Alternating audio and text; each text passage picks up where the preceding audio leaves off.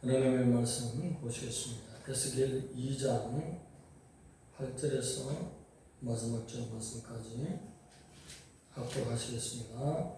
시작.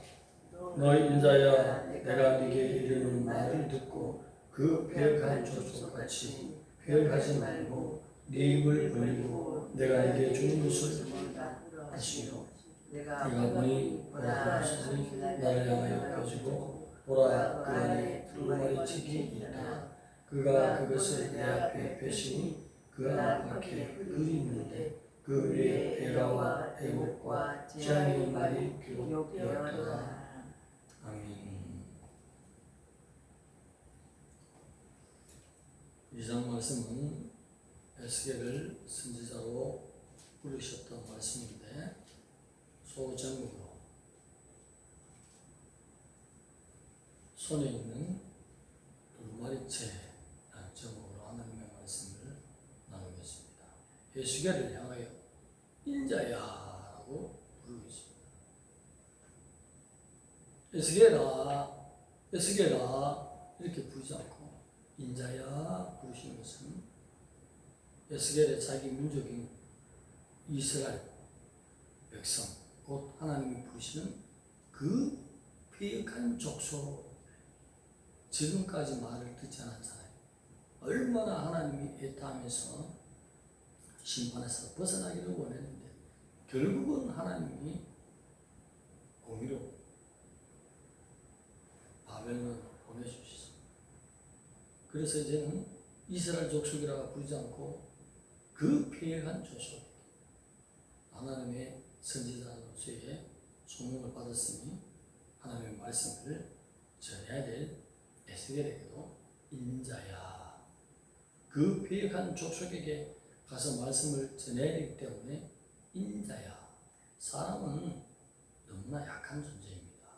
그래서 사람아, 사람의 아들아, 네가 가서 하나님의 말씀을 그 패역한 족속에게 지금까지 하나님의 말씀을 거부해 왔는데 또 가면 부딪히고 큰 반대가 일어나고 힘들 것이다. 패역함이 부딪혀올 것이다. 그러니 너 연약한 너가 참 가서 도리어 패역에 물들지 말고 정신 똑바로 차리고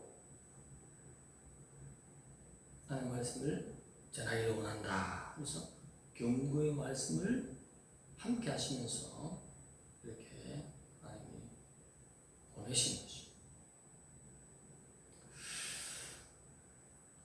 그런데 지금 환상 가운데 말씀하지 않습니까?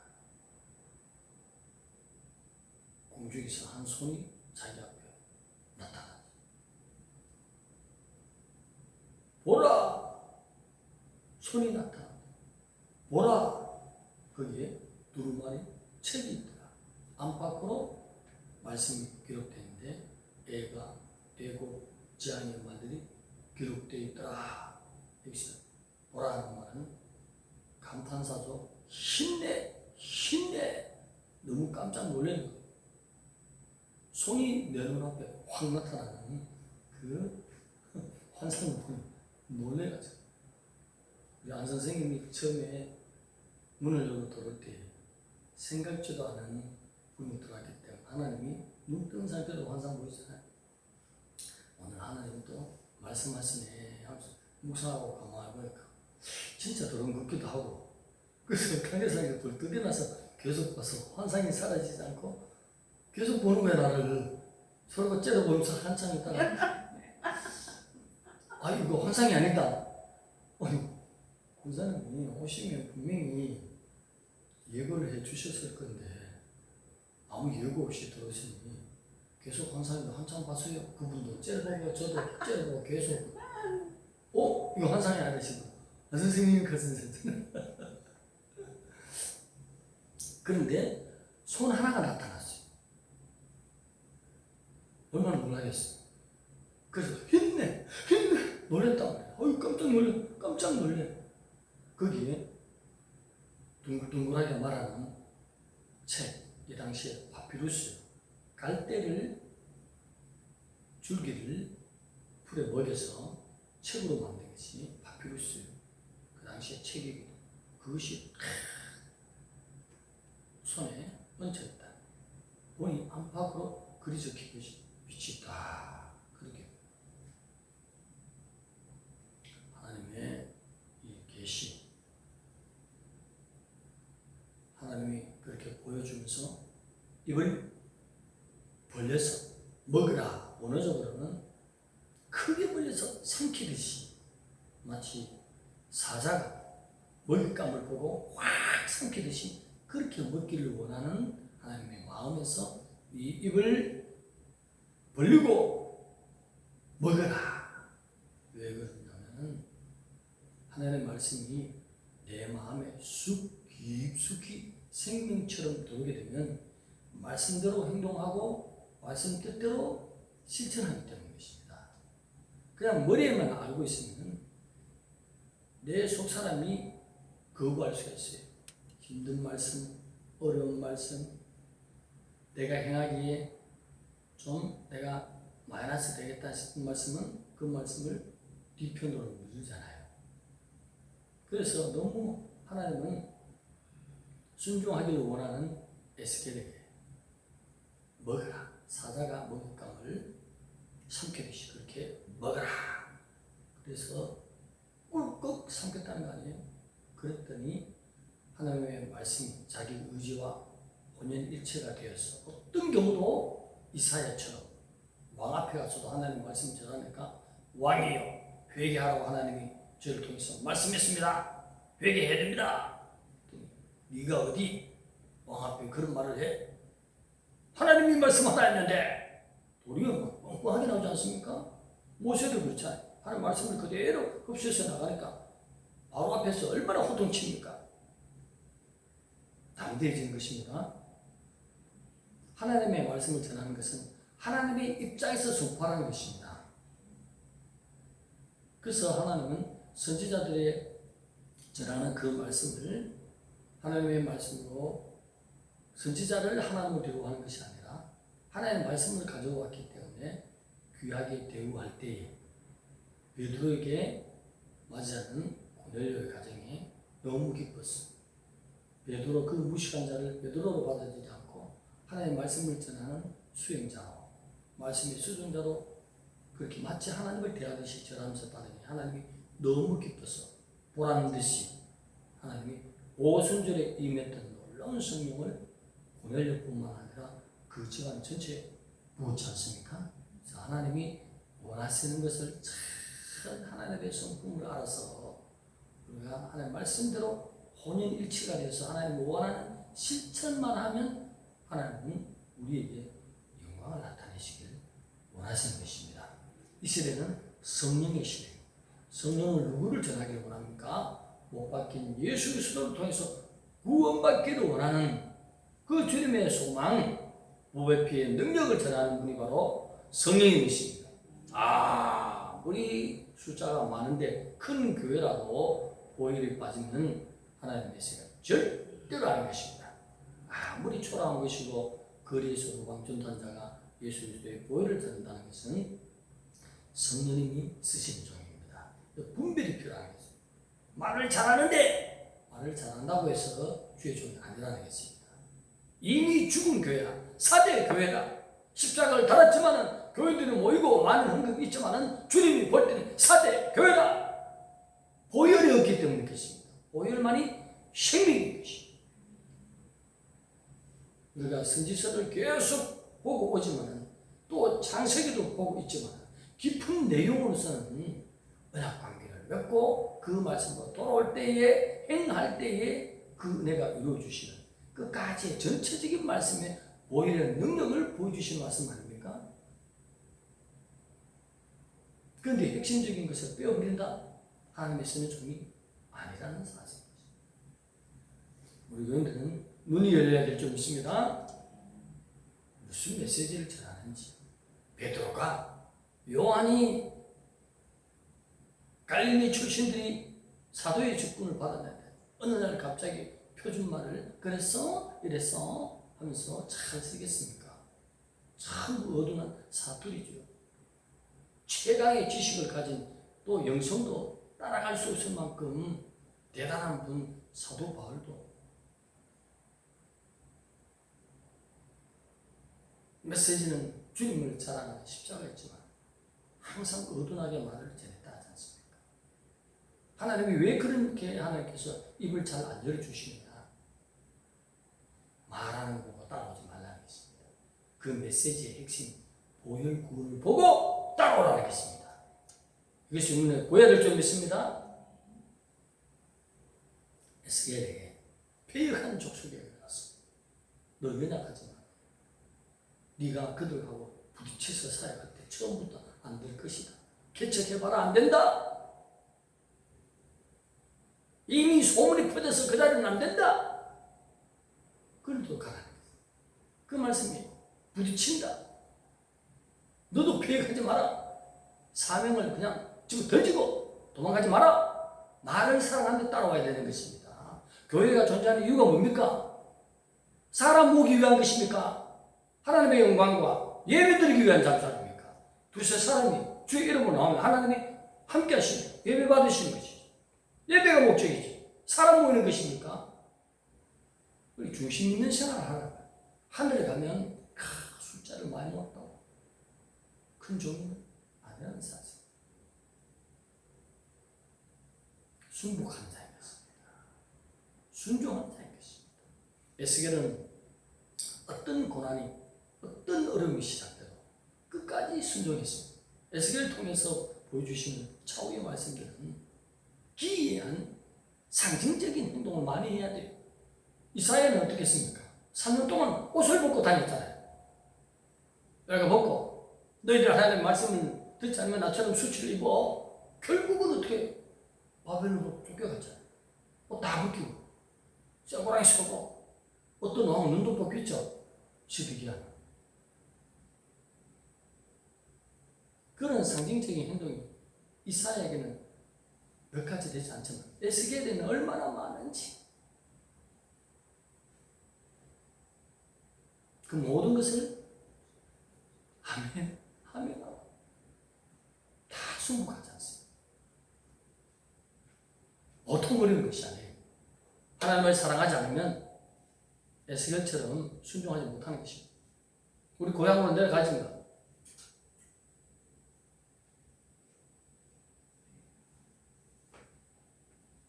자영이 돈을 너무 많이 벌어서 교회 하나 지어준다는데 가버리지만 벌써 4년 전에 있는 힘.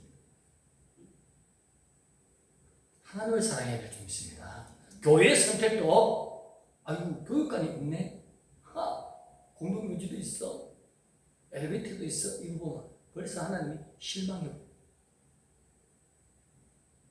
그 교회에 생명을 살리는 보혈이 있느냐, 성령님의 메시지가 있느냐, 이거 봐야 돼. 그거 핵심만 빼놓고는 그냥.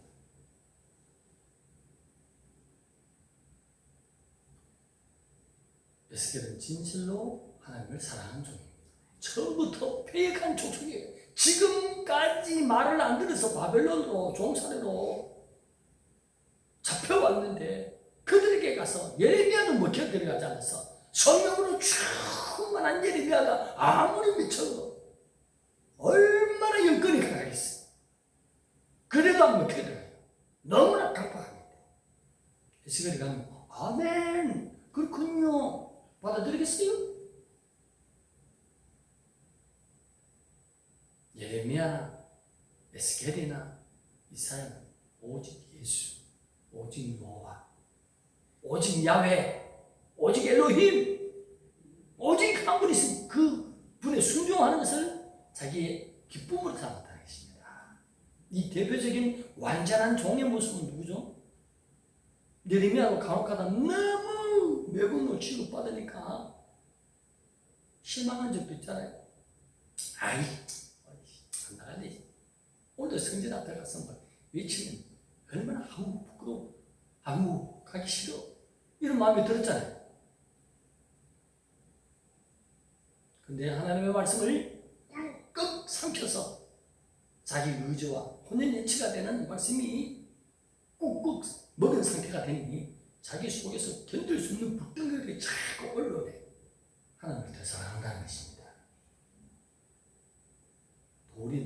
하나님을 더 사랑하는 이런 수준들이 이사야, 에스겔,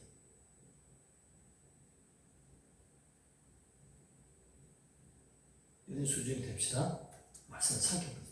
우주 예수 그리스도 종의 온전한 모습을 보였지 않습니까? 하나님이 무슨 말씀을 해도 그 말씀대로 그 뜻대로만 행하는 100% 순종하는 종이었어요. 그분이 순종을 포기했다면 그분이 우리의 죄짐을 십자가에서 담당해서 죄를 사하는 그 순종의 보배를 흘리지 않았다면 저와 여러분은 아무리 거룩해도 하나님 앞에는 비참한 죄인으로서 지옥불로 들어갈 때는 예수님을 사랑합니다. 모든 본을 보여주셨어요. 근데 에스겔도 얼마나 하나님 처음부터 폐역한 족속에 갔으니 처음부터 개척 안 되는 데 가서 있으라는 말이에요. 무엇 때문에 있어야 되죠? 하나님을 사랑함으로 사람 보고 있는 것이 아니라 사람을 기쁘게 하랴, 하나님을 기쁘게 하랴. 결국은 하늘나라에 상급되는 하나님을 기쁘게 한 자가 최고의 큰 상을 받습니다. 그것이에요. 눈이 열려야 되는 것입니다. 하나님은 우리에게 무슨 말씀을 했습니까? 네, 그 자리에 가야 했어요. 안 되는 자리에 가야 했어요. 그것이 하나님 뜻이잖아요. 예수님 보고 이 땅에 가서 모든 영혼을 섬기라. 저위에 못 박혀 죽어야 된다. 아멘. 완전한 순종을 이루신 주님 하나님이 얼마나 배우지 않으십니까? 영원한 왕의 자리에 올려놨지 않습니까? 우리도 하나님을 사랑하는 것은 하나님의 말씀을 머리에 두는 것이 아니라 꿀꺽 삼킵시다. 입을 열려서 삼켜버리라, 먹어버리라 하는 것은 원어적으로 살펴봤더니 사자가 먹잇감 보고 막 삼켜버려. 나는 하나님의 말씀을 뜻을 행하는 몸이 되는 것이 그렇게 행하라는 것입니다.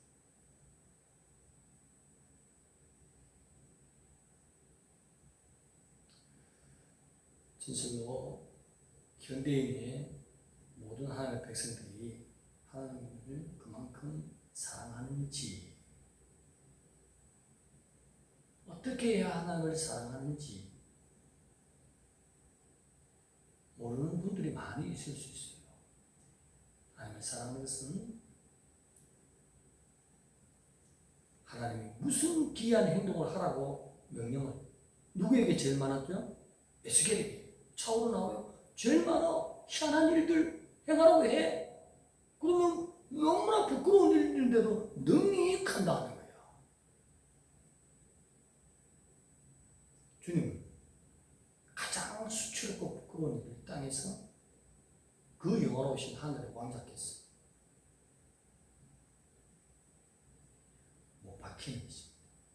죄값을 치러주신 것입니다. 이 땅에 사는 하나님의 백성들은 하나님을 사랑하는 증거로 살아드립시다. 영계에 있으면 달라지는 것입니다. 우리가 나를 이토록 사랑했느냐? 하나님 보복하신 하나님, 공의가 견디지 못합니다. 반드시 행한 것보다 상상을 초월한 다시 나타날 영광과 좋기 비교할 수 없는 은혜를 영원토록 베푸시는 우리 하나님이 계십니다. 벌써 기도하는 에스겔, 기도하는 이사야, 기도하는 예레미야는 하나님을 가까이서 깊이 들어가고 있어요.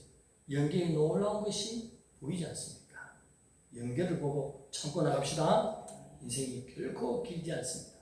우리 하나님은 이 짧은 인생에 하나님의 말씀에 순복하고 하나님의 뜻을 혼연일치 말씀을 먹은 것처럼 행하는 자는 영원한 하나님의 연계의 축복이 기다리고 있습니다. 상승을 초월하는 세계입니다. 기도하는 자만이 이렇게 순복할 수 있습니다. 기도하지 않는 자를 어느 날 종으로 불렸습니다. 시작부터 폐역한 족속에 가는데 시작부터 부딪히었는데 예레미야도 실패했는데 그렇게 성령 충만한 눈물의 정도 실패했는데 자기가 가서 성공한다고? 아닙니다. 성공 못할 것을 알면서 가는 것이 순종인 점이 있습니다.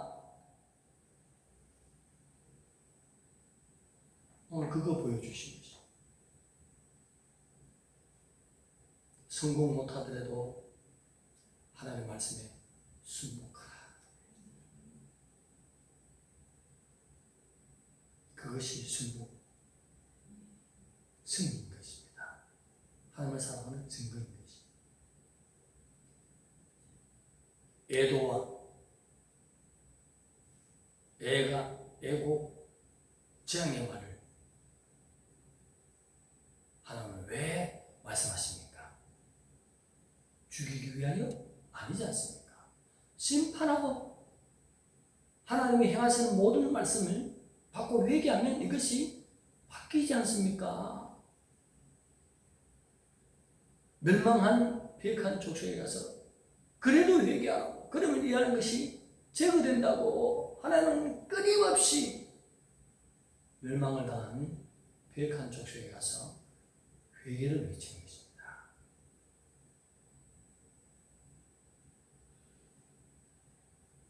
아무리 강조해도 계속적으로 주님 올 때까지 가슴에 새기고 그 말씀을 사자의 입을 벌려서 꿀꺽 맛있게 삼킨 것처럼 우리가 매일같이 행해야 될 것이 두루마리를 먹은 자 에스겔처럼 말씀이 실천되어 나옵니다. 부끄러운 행동들을 과감하게 기이한 행동을 하나님이 하라면 하는 자. 하나님이 따라합시다. 어휴 기특하다. 네, 기특한 대우를 받읍시다. 자기 옷을 날마다 빠는 자가 뭐가 있다고 했습니까? 복이 있나니 생명나무에 나아가며 문들을 향하여 들어갈 권세를 받으려 함이라. 얻으려 함이라. 오늘 이 시대에 이 말씀을 매일같이 보면서 내가 오늘도 하나님의 말씀을 증거하고 기뻐하는지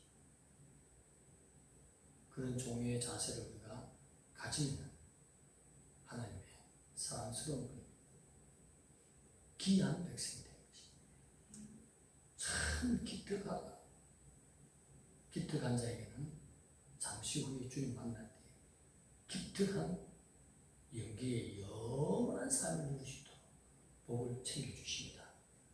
특이하게 기특하게 하나님이 무슨 말씀을 해도 그 말씀을 뜻을 이루고 행동해서 주님 만날 때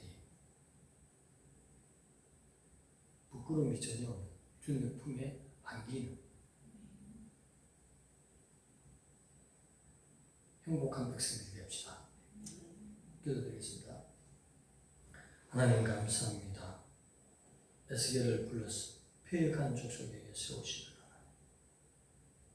그들을 멸망시키기 위한 것이 아니라 애가와 애곡과 재앙의 말이 있는데 회개할 때는 이 모든 것이 다시 걸어질 수 있다는 희망과 소망의 말씀을 주시기 위한 하나님, 오늘도 우리가 하나님의 말씀을 보고 잘못된 것이 즉시로 회개하고 기특하게 하나님을 사랑하는 모든 행동으로 하나님을 섬기고 말씀을 먹은 자로서 뜻을 행하는 하나님의 백성들 되어서 하나님 앞에 특별한 사랑을 받는 존재로 살아가게 하여 주옵소서. 영계의 스타들이 다 될 수 있도록 어떠한 말씀도 실천하는 저희들 되게 하여 주옵소서. 하나님의 말씀이 곧 우리에게 기쁨이 되게 하여 주옵소서. 예수님의 이름으로 감사하며 기도드리옵나이다.